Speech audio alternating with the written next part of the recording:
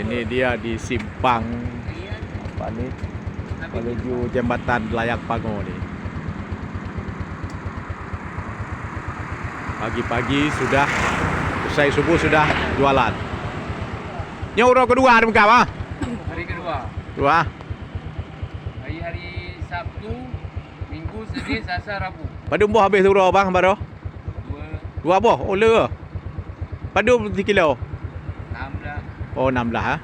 Ini 1 kilo 100. 18. Hari Minggu 18. Ini masih belakang Minggu 16. 16 dah 180 per kilo. Orang Megah 14. Dua adik itu juga lagi membersihkan kepala. Pan. Dia bu. Ni adik-adik ini lagi membersihkan tulang dada. Tulang dada.